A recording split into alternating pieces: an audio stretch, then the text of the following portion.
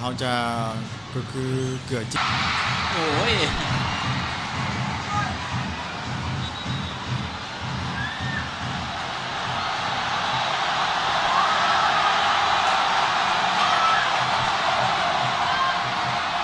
ี่ก็เป็นผู้ฝึกของนักศึกษาของไทยสิทธินันท์สิทธิยังยืนนิ่งอยู่ข้างสนามลูกทีมขึ้นนำ 1-0 นาทีที่ 32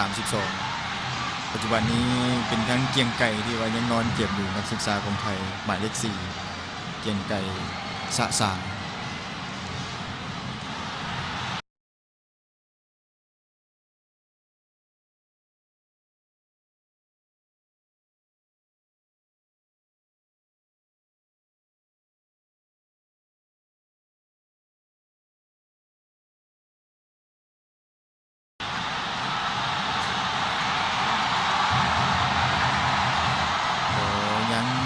แบกความกดดันต่อไปนักศึกษาของ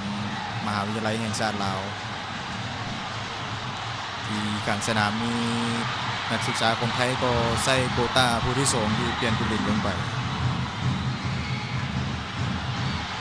จะถอดเอามาเลข 13นั่นออก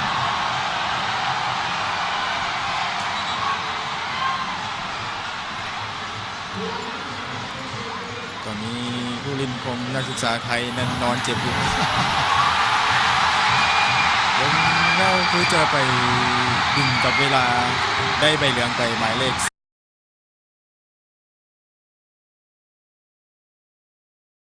ทางด้านเกียงไก่ทางสนามนั้นของนักศึกษาของเราเขานั้นก็เอาทรงแลมโบ้ลงมาแล้วเอาดังจุลศักดิ์นั่นออกไปเกียงไก่นักเตะของไทยนี่ถือว่าแสดงมารยาทบ่ดีเลยเพื่อผสมเป็นนักกีฬาแล้วผสมเป็นนิสิตนักศึกษาเลยขั้นเป็นแบบนี้บ่ได้ถือว่าเสียการเป็นตัวแทนของประเทศตัวเองเลยขั้นเป็นอะไรเพราะว่าแสดงกิริยามารยาทบ่ดีเลย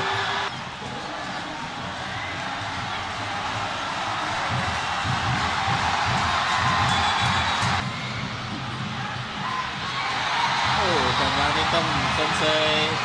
เป็นทองเลย